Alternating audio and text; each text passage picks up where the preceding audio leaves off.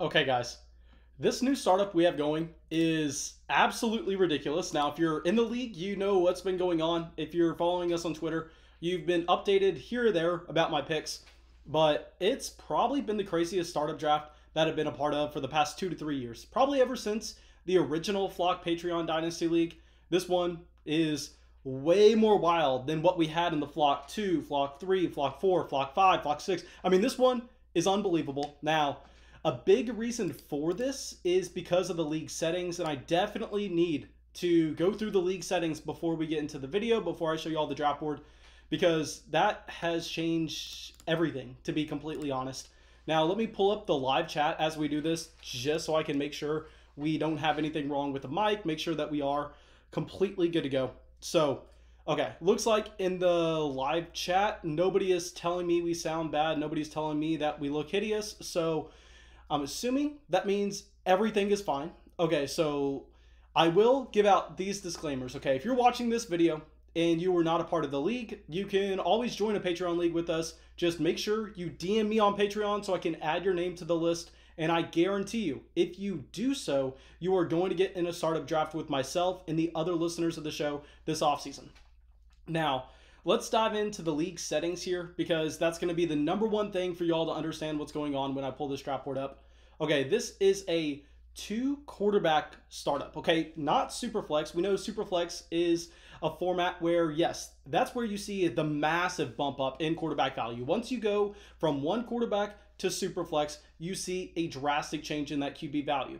Now, what a lot of people don't understand, what a lot of people want to kind of not think about, is the change that you see in a super flex format to a 2-quarterback league. Now, I understand that a lot of people are going to come out and say, but Mason, if you want to win your super flex league, you're going to need to be starting 2 quarterbacks every single week, so it doesn't matter to begin with. And to be honest, well, yes, that's the first thought that you have, and that's always the first thought that anybody has when they jump into one of these leagues, and they really don't sit down and think about how the season's going to go through. Because while you could do the simple math going, okay, there are 32 starting NFL quarterbacks, there should be 32 viable plays for me, and there are only 12 teams in the league, that means everybody should be able to get 2 to 3 quarterbacks.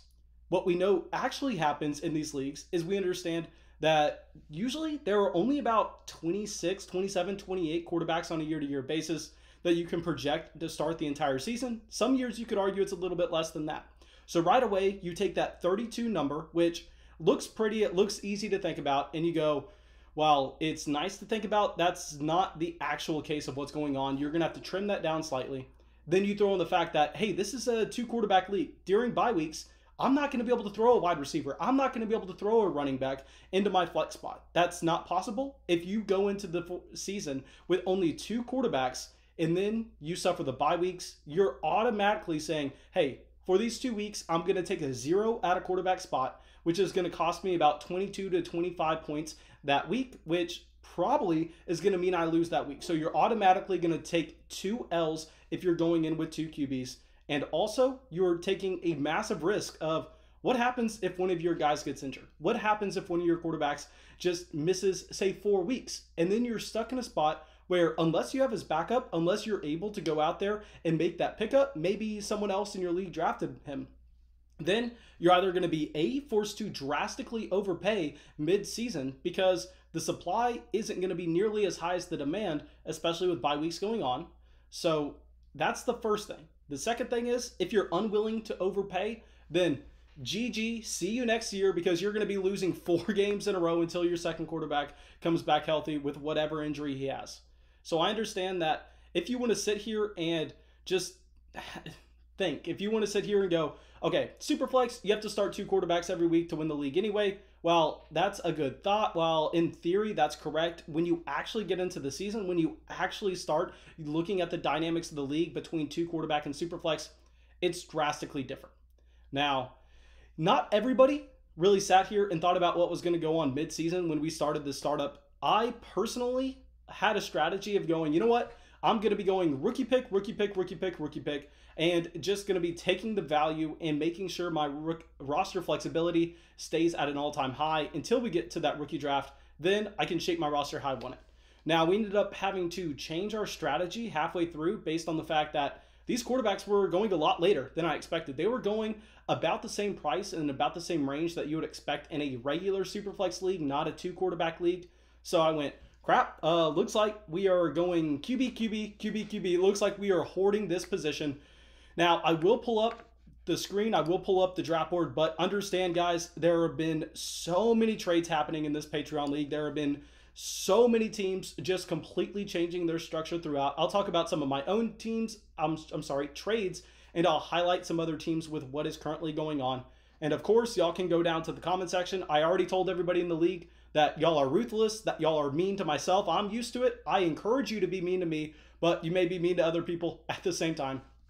So let's pull this up. Okay, so first thing that you're going to see is you're going to see Desean Watson at the 209. And I know a lot of people are going to be going in the chat saying, hey, Desean Watson at the 209, that is a horrendous pick.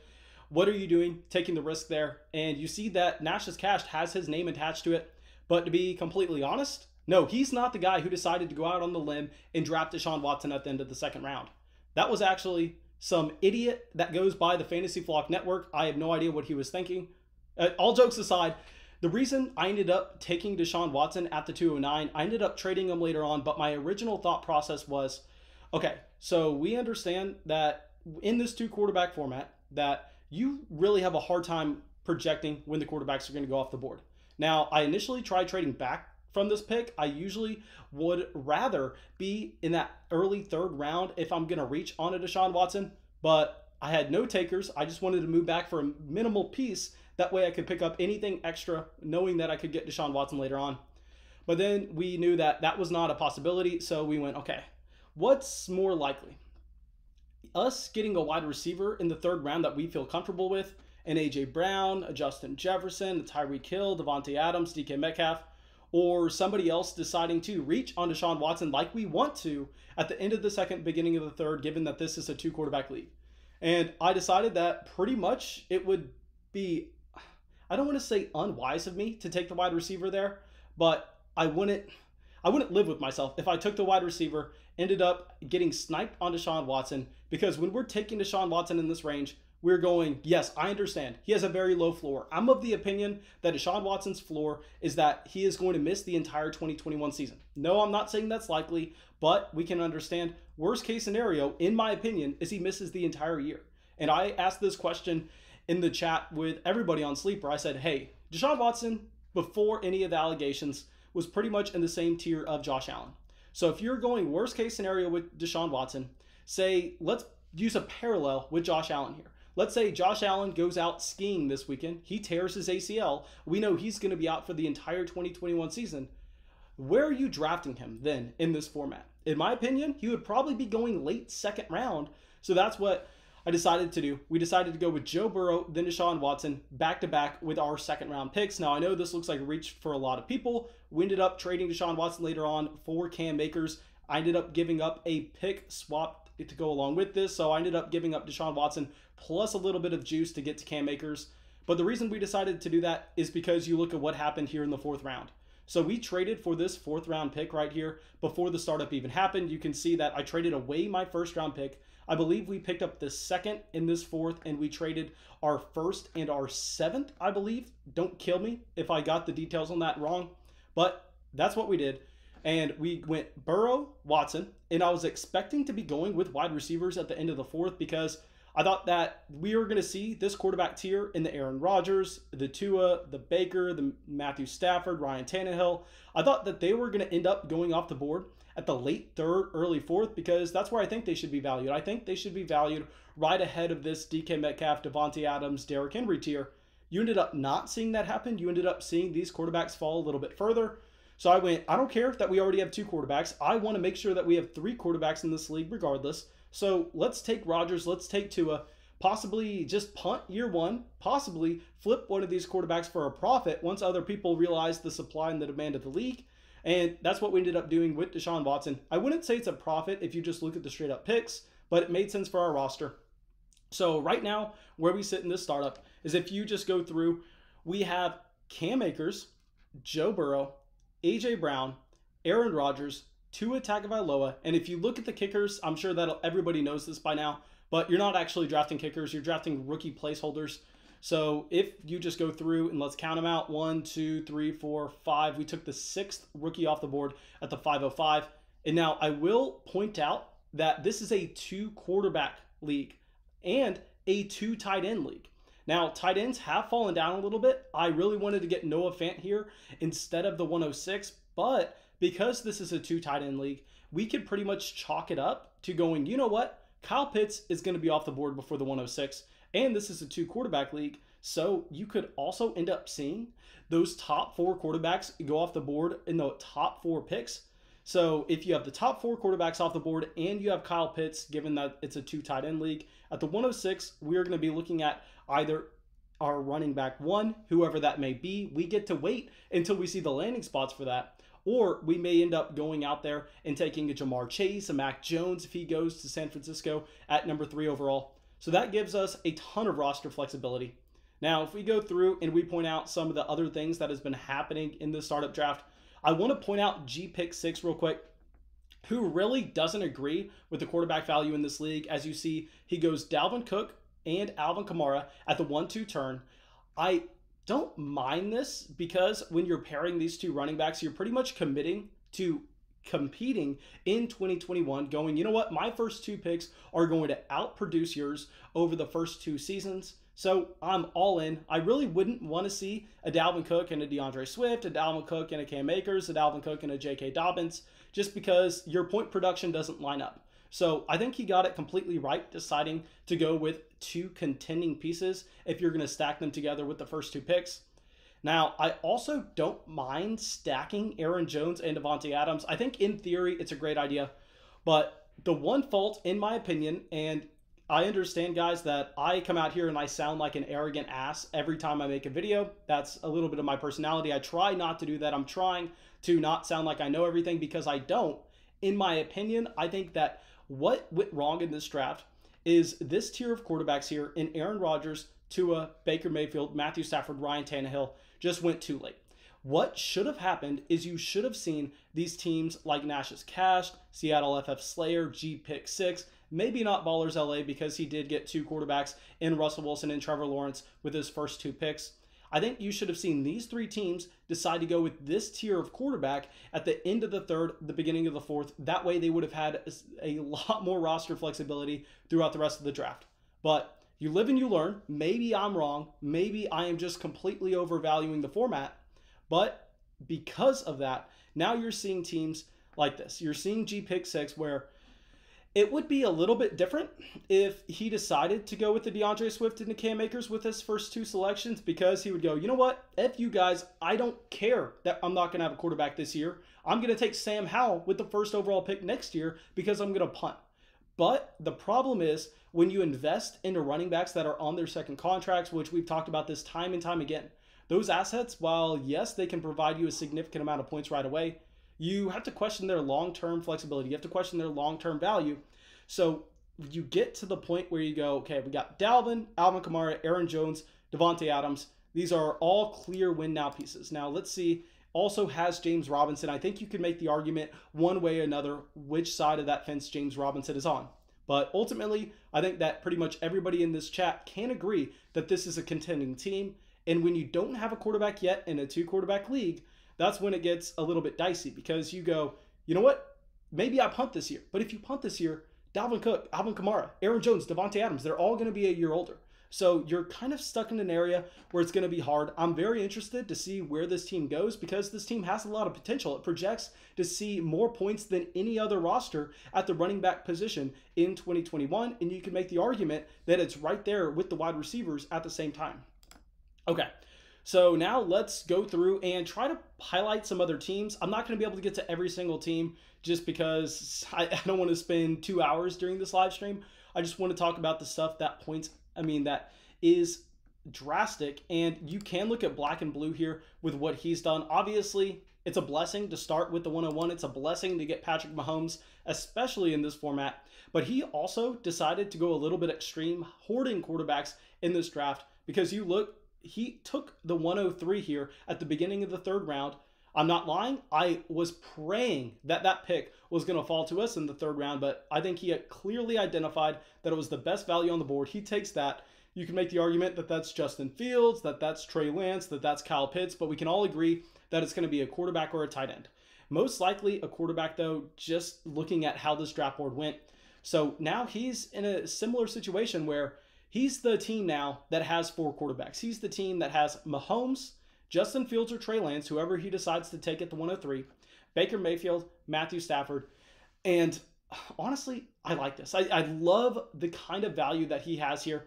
Now, I know that a lot of people are going to be saying, Mason, that's just because you decided to take 4 quarterbacks at the same time. Well, yeah, that's true. I don't have 4 quarterbacks on my roster anymore. I only have 3. We traded away Desean Watson. And like I said, I want to have 3 going into the season, especially in a 2-quarterback league when we don't know exactly when Joe Burrow is going to be ready to rock. So I'm saying this completely unbiased because none of my quarterbacks are on the block. I'm not looking to trade them. So now we get to the point of going, okay, so black and blue, hoarding quarterbacks. What other teams are we going to be looking at? You have JMW here, who also has 2 quarterbacks in Josh Allen and Lamar Jackson locked up. What value is fantastic and quite possibly one of the best picks in this draft is going to be Travis Kelce at the 211 because I want to reiterate, guys, this is a 2 tight end league. You have to start 2 tight ends every single week. And now let's pull up the draft board right now and let's look at how bad of a situation that I am about to be in. So we understand that, yeah, I really like my roster so far. We have Burrow, Rodgers, Tua in a 2-quarterback league, A.J. Brown, Cam Akers to anchor those 2 positions, and that rookie pick 106 to give us a little bit of flexibility later on. But then we pull it up and we go, okay, what are we going to be doing at tight end for the rest of this draft? Because now that you have Kelce, Waller, Kittle, Hawkinson, Andrews, Fant, and presumably Kyle Pitts all off the board, you're going, okay, this is disgusting. You have Gesicki, Hunter Henry, Evan Ingram, Cole Kmet, Zach Ertz, Dallas Goedert, Robert Tonyan, Logan Thomas, Jonnu Smith, Irv Smith, Hayden Hurst, Austin Hooper, Adam Troutman. I mean, it's a gross list to look at. So you don't necessarily have a solidified plan at this point for any of the teams that have decided to not take a tight end yet. I will say that probably I made a mistake in not going with the Travis Kelce with the Desean Watson pick at the 209. Those were the 2 players it was down in between. I just decided to go with Watson because we were just assuming, hey, if we take Watson, we can pretty much just punt our decision on whether we are going to contend right now or contend later on. Obviously, that's not the case now that we ended up trading Desean Watson because of the value that we got with Tua and Aaron Rodgers in the 4th round. But if we go through, highlight some other teams here. So Tan Solo, also 2 quarterbacks, also having that elite tight end. I will point out the fact that he decided to take Darren Waller ahead of Travis Kelce. Now, I don't agree with this, but you can understand why. You look at the age difference between the 2 tight ends combined with the fact that there are a ton of targets available in Las Vegas, and Darren Waller already was soaking up so many of them last year. Now, Richie Rich also has one of the most intriguing starts of this draft where he has yet to draft a quarterback or a tight end, yet he has Taylor, Barkley, McCaffrey all stacked on the same team. Now, I will say that I think the strategy is going to be very hard to pull off unless he can hit on a Jimmy Garoppolo possibly getting a starting job later on. That's going to be something that, yes, it has a very high ceiling. If he can somehow find a way to fill the holes in his roster and just stay afloat everywhere else and beat teams down with 3 elite running backs, yes, that will be nice. But at the end of the day, it's going to be very hard to pull off. We already covered my team. Let's go to Baskin. Baskin has absolutely dominated this draft as expected. He's gone through, pretty much traded all his top-end assets, stacking up pretty much just value at position by position. And I know a lot of people are going to be looking at this going, Mason, he's not killing this draft at all. But no, you have to look at the fact that this league, also, you have to start 3 wide receivers. So the core of Jefferson, Diggs, Metcalf over the next 3 years is going to be deadly. And he has a little bit of balance to go along with this with Noah Fant and Ryan Tannehill. The BK28, we pull him up. Here, this is why I decided to end up taking Tua and Rodgers, because let's talk about this run that you had with quarterbacks at the end of the 5th. And I know a lot of people want to look at this and go, that was horrible. I would easily take Calvin Ridley. I'd easily take Chris Godwin, Austin Eckler ahead of any of those QBs. Well, it's easy to say that while you're just an outside observer. I mean, try being one of these teams that didn't have a quarterback yet. I mean, try being a team like G-Pick. I mean, G-Pick is giving everybody the middle finger right now, saying, I don't care what y'all are doing. I'm going to continue to take position by position. But it's unsure how that's going to work out. Pretty much nobody else has gone with that strategy. So while it's easy to say that, hey, these quarterbacks are overvalued in this tier, I think that it's a lot harder to actually sit there and not draft a quarterback when you know that when you have your next pick at the end of the 7th, at the beginning of the 8th, pretty much you're going to have no shot at guys. And we were looking at Sam Darnold going at the end of the 5th. You have Cam Newton going at the end of the 6th. I mean, at the end of the 7th, there's literally not going to be a starting quarterback available. So it's easy to say we can punt this position, but it's a lot harder to actually have the balls to do so. Now, any other teams that we can point out? Okay, here, this is very interesting by Berto. I don't mind the Matt Ryan pick at the 508, but what I don't understand is taking Carson Wentz here as your quarterback 3, because I'm a team that took 4 quarterbacks at the beginning, but it's because we were looking at a player like Aaron Rodgers and Tua, and we thought that they were great values if we were looking across the other positions. But at this point, once you had that tier drop off, I don't necessarily agree with Carson Wentz. Maybe this is a team planning on trying to sell a quarterback to G pick. Maybe this is a team trying to just also get in on the quarterback action. I'm unsure, but still something to monitor. Nash's Cash also has had a very intriguing draft so far. He did end up trading me Cam Akers for Desean Watson plus a little, and I know a lot of people aren't going to like that, but if you think Desean Watson's only going to miss 6 to 10 games this year, and it's a 2-quarterback league and you need a quarterback, I think that makes complete sense. Now, the one thing, actually, there are 2 things that I don't like with what JN did, and if y'all are on Patreon, y'all know JN. JN is one of the most active guys we have on Patreon. Also, one of the most active guys that we have in the live streams pretty much every single time. There are 2 things that I didn't like that he did. And man, you know that I'm always going to be completely honest with you. And I'm completely honest in saying I'm wrong all the time. I could be wrong with this entire draft. But he ended up making a significant trade up to get Antonio Gibson here in the 3rd. I don't have the details pulled up of that pick right now. But in my opinion, it was definitely way too much. I think it was actually 3 pieces for 1. And I think this just goes because it was Jan's first Dynasty startup. He's taken over orphan teams and such, but he just didn't have the Dynasty startup experience where you could actually go around and trade. So yeah, Antonio Gibson's his guy, and Antonio Gibson has a very high ceiling, especially with the offense looking like it's going to be a lot better with Ryan Fitzpatrick under center. But trading up, giving up multiple pieces in this league when quarterbacks are at a premium to take a running back just doesn't make a whole lot of sense unless you're going to be getting one of those premium players. Another thing that I really don't like is taking Cam Newton in this 6th round once you've already traded for Desean Watson and Daniel Jones. If he decided to keep Cam Akers and not trade for Desean Watson, then I wouldn't mind the draft pick of Cam Newton in the 6th. But once you make that investment saying, hey, you know what? Desean Watson's my guy. Live and die by Desean Watson here. If he ends up not playing another game, I'm going to get the 101. I'm going to be going for Sam Howell, and we're just going to completely hit the reset button. But if Desean Watson ends up playing, then we are going to be a competitive team right away. If that's your mindset, which I'm not going to fault you for, I had that mindset at the beginning of the draft, you can't be taking Cam Newton in the 6th round. That's way too high of a luxury pick spent on an insurance policy. Now, Seattle FF Slayer, also a team that I will say kind of made me upset taking George Kittle at the 110. I had some pipe dreams of getting George Kittle at the end of the 2nd. I bet I will be sending out some offers there. Already sent some offers out for this 104 pick just because I am in love with the idea of getting Trey Lance in this startup. G pick we've already covered. Ballers LA has a very balanced draft so far. I will say one thing I don't like is I do not like the Sam Darnold pick here at the 512.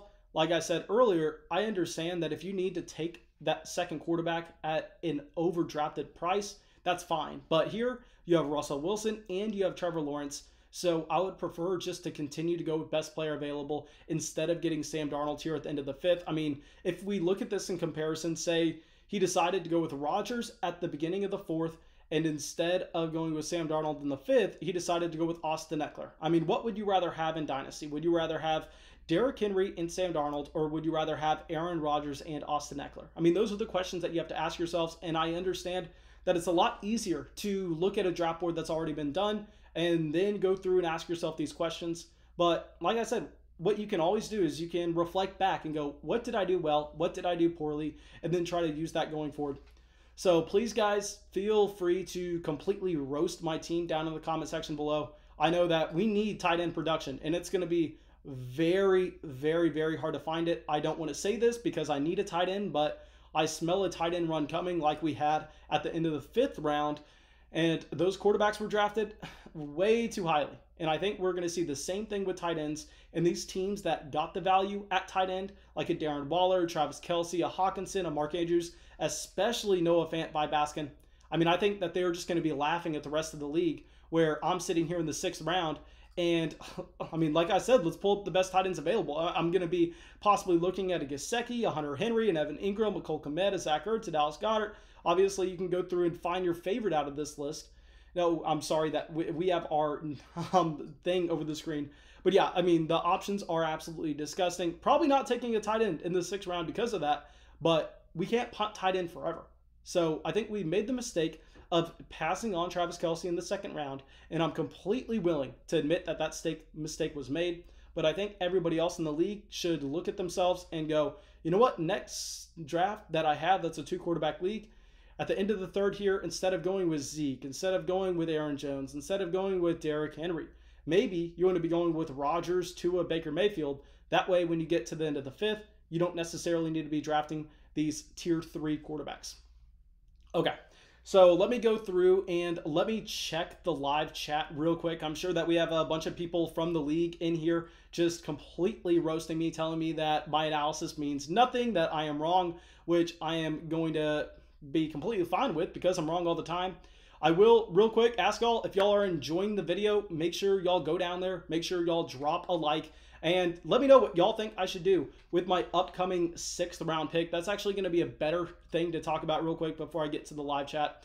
Let me pull up what the 6th round is going to be looking like from a position-to-position standpoint. Obviously, we're not going to be going with QB. Looking at Derek Carr, Jordan Love, Drew Lock, Teddy B, Ben Roethlisberger, Taysom Hill, Jimmy Garoppolo, Mitchell Trubisky as the best quarterbacks available.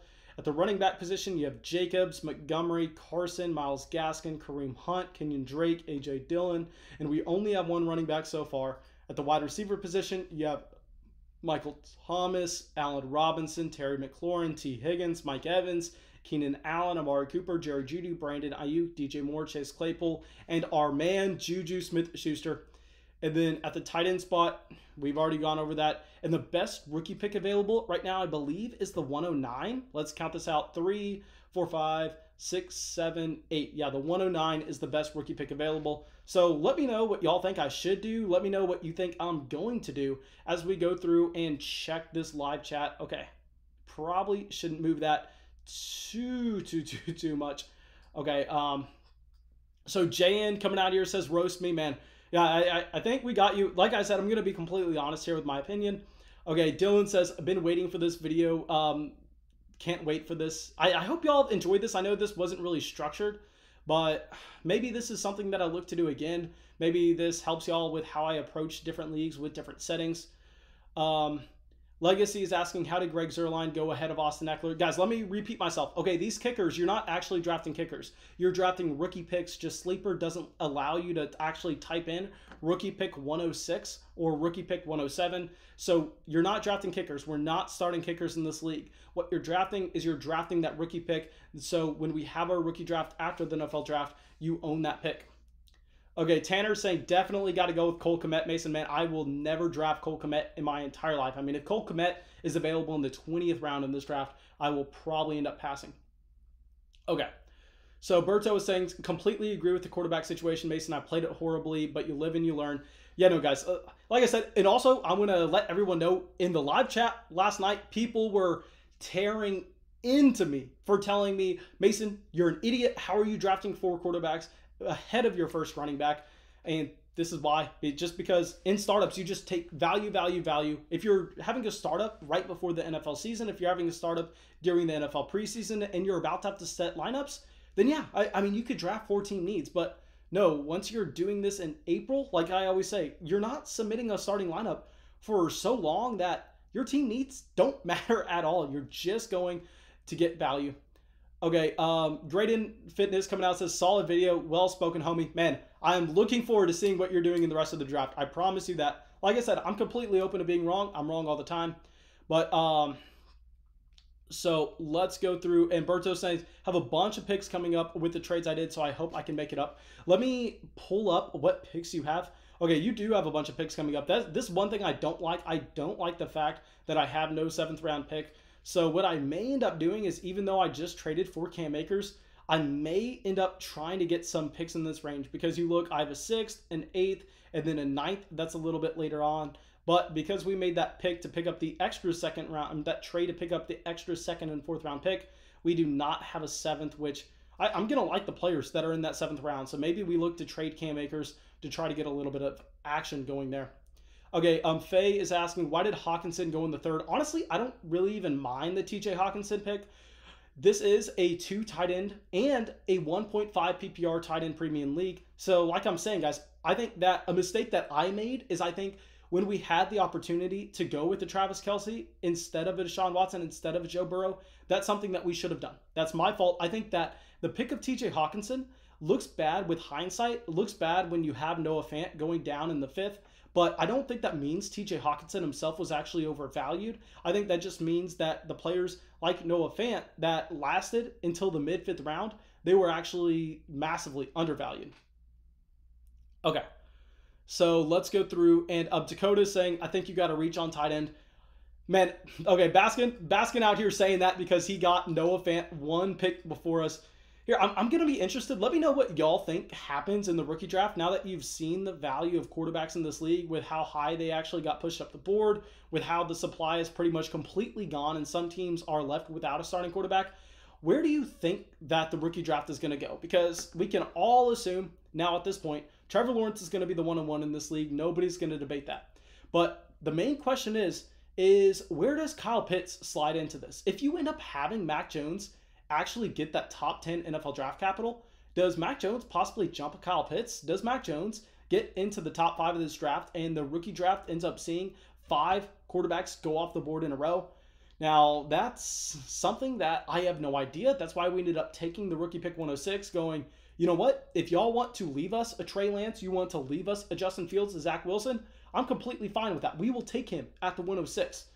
But you probably shouldn't do that. You probably should be having 4 quarterbacks go off the board in the top 4 picks. And then at the 5th pick, there you have a conversation of Kyle Pitts versus Mac Jones, dependent on the kind of draft capital that Mac Jones sees.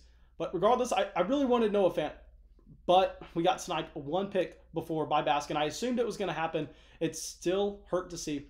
Okay, so Dakota, guy, by the way, guys, in the live chat is Baskin. I'm sure y'all know him on Patreon. Is saying he predicts that 4 quarterbacks, 2 running backs, Pitts, then Chase go off the board. I can almost guarantee that Pitts goes off the board before the running backs, just because I know if you look at this draft board, it looks like the running backs would be a little bit more valuable than Pitts. But once we actually get to that rookie draft, I mean, who has the 104 right now? Let's go through. The 104 is owned by Seattle F Slayer, and he does have a tight end. I'm sorry, actually, we should be looking at the 105, not the 104. So if we go, Tan Solo has the 105, and he decided to take Darren Waller at the end of the 2nd. So it looks like he understands the value of tight end in this format. And by the time we get to these tight ends runs happening, and pretty much no tight ends are left by the time we get to the 10th round, I think people are going to realize that Kyle Pitts should go ahead of the running backs. And trust me, I'm saying this fully wanting Kyle Pitts to fall to me at the 106, given the format. But it looks like we're probably going to end up with the Travis Etienne or Najee Harris. Okay. Legacy is saying Calvin Ridley in the 6th round is a steal. Man, I would agree with you here. I mean, you hear Calvin Ridley in the 6th round is a steal, and that makes sense. But let me pull up the wide receivers still available, my man. It's not anything to do with Calvin Ridley. It's more so that these wide receivers have lasted a very long time, because this format dictates that you better be drafting quarterbacks. You better be drafting tight ends.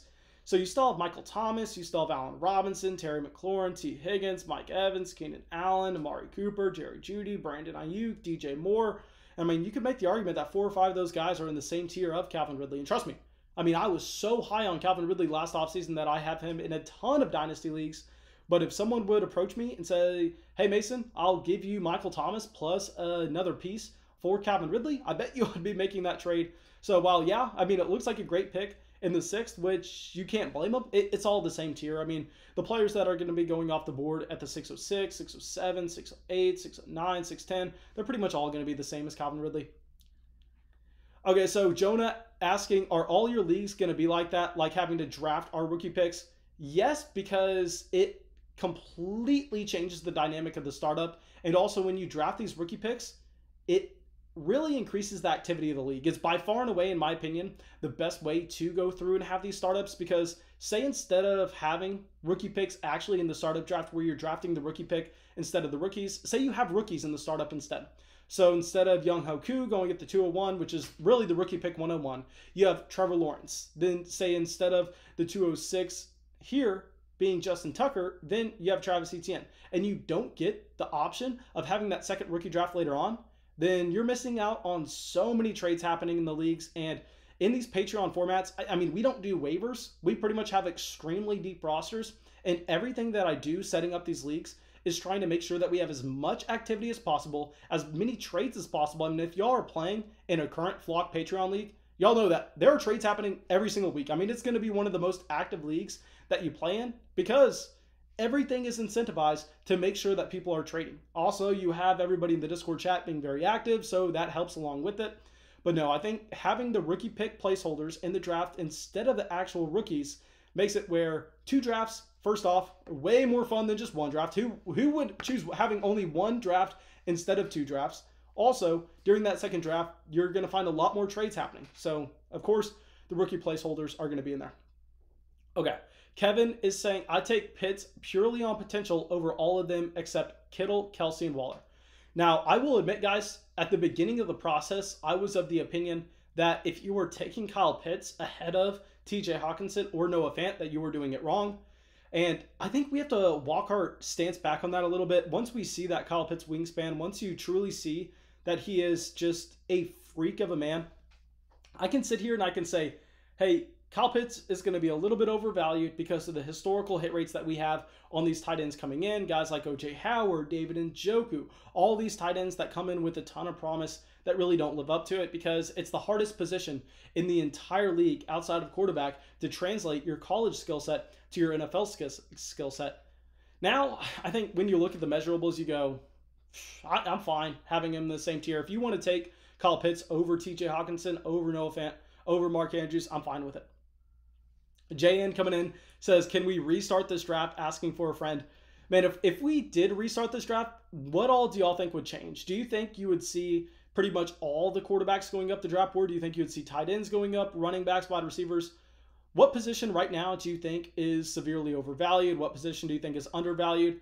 Because I think that this tier of quarterbacks at the end of the 5th was definitely overvalued, but it was because the quarterbacks in the 3rd tier, right here, in the 2nd tier with Rodgers, Tua, Baker Mayfield, they should have been going to these teams at the back half of the draft. They should have been going right after Jalen Hurts, and they just simply didn't. So that drove up the value out here.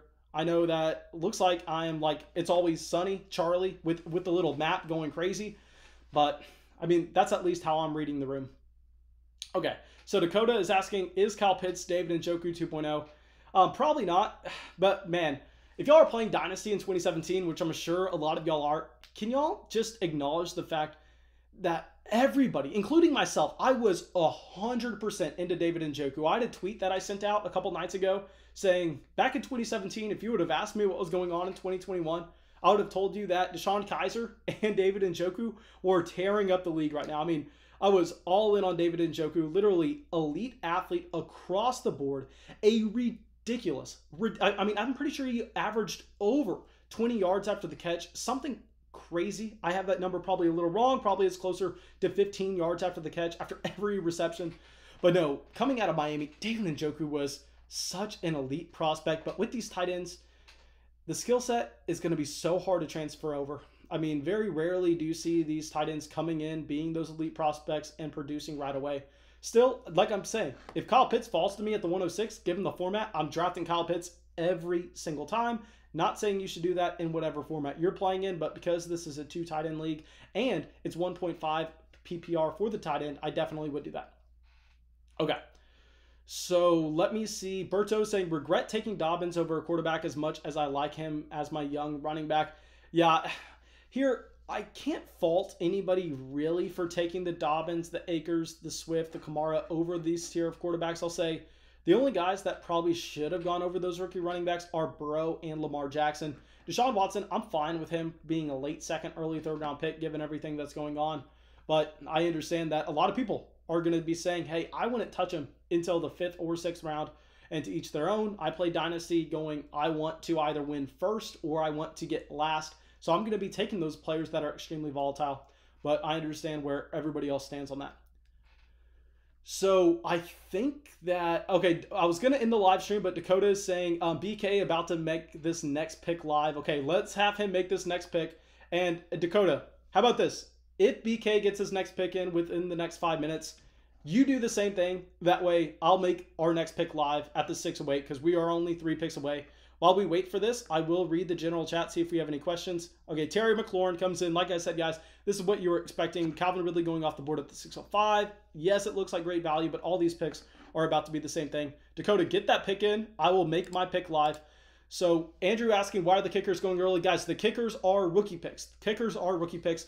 Let me get out a link to Patreon. If anybody wants to join our next Dynasty startup, make sure you shoot me a DM over there so I can add you to the list.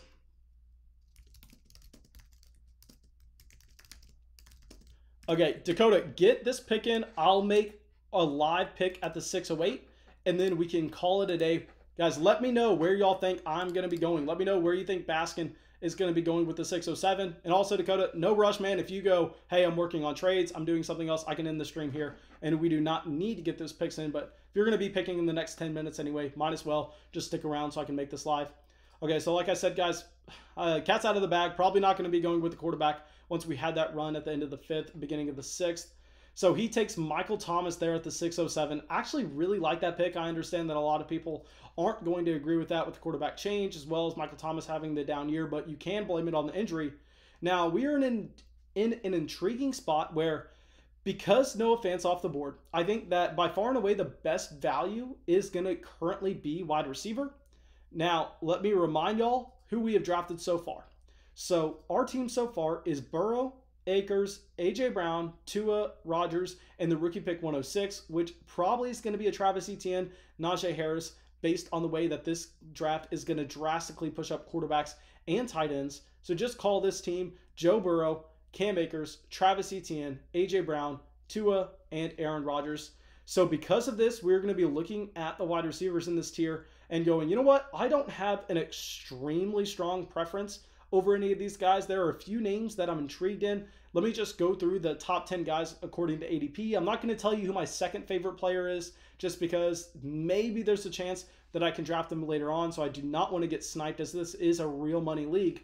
So there's Allen Robinson, T. Higgins, Mike Evans, Keenan Allen, Amari Cooper, Jerry Jeudy, Brandon Ayuk, DJ Moore, Chase Claypool, Juju Smith-Schuster, Kenny Golladay, Adam Thielen, Julio Jones, Cooper Kupp, DJ Chark, Tyler Lockett.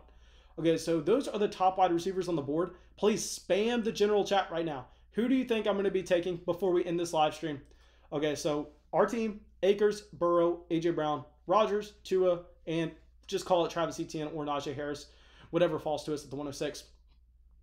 Okay, Jonah's saying, when will I be able to get into a startup? I'm JCLW on Patreon. Man, we're going to be going new startups every single week. I promise you that. This weekend, I'm not going to start one just because it's my grandpa's birthday. I promised him I would go and see him.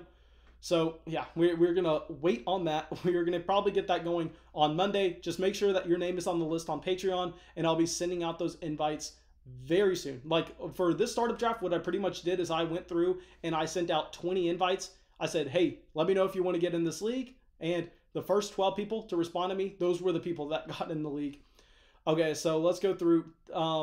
So Andrew says Higgins, Berto says Juju, Jonah says Higgins, Dakota saying he's going to go DJ Moore, Mike saying Higgins or Ayuk, Graydon saying Higgins. Yeah, to be honest, guys, it is going to actually be a really easy pick here, and because we have Joe Burrow at the 208, we are going to be making the stack. And when you're looking at a tier in the draft where pretty much there are a few guys that are the same, you want to make sure that you're making correlating bets in your startup draft going, you know what? We are shooting for upside here. If Joe Burrow comes out, if Joe Burrow posts a season that would have him in the same tier as a league winner, then we want to make sure that we have pieces around him, such as T. Higgins. So it's going to be an easy pick for us. Now, if we recap our team, I want to remind everyone, we do not have a 7th round pick, so we're not going to be making a pick for another 2 rounds. But I love our start so far. Call this 106 pick Travis Etienne. I think that's a very fair assumption. So we have Burrow, Aaron Rodgers, Tua in a 2-quarterback league, A.J. Brown, T. Higgins, Cam Akers, and Travis Etienne. Love this start. It's going to be nasty going after the tight ends later on, but you're always going to have some holes, always going to have some strengths on your roster. Okay. Now, thank you guys. Of course, if y'all enjoyed this, you better be going down there. You better be dropping a like. You also better be subscribing to the channel. And yeah, if you're on Patreon, make sure you shoot me a DM if you're wanting in our next startup. I don't know if it's going to be these exact settings because I want to keep it new. I don't want everybody just to see what I'm doing and being able to cite me on every single pick going forward. So I think if we change up the settings, just make sure everybody's on board with them, then we are all on a level playing field. That way we can continue to try our best to come out here and absolutely crush. Okay, so yeah, thank you all, guys. I'm sorry if I was an asshole to anybody in the league. Y'all know that's really my problem. I come off as that all the time. Not intentional, but that's just my personality. And yeah, that's it. I will hopefully see y'all on Patreon. I will see everybody in the league chat.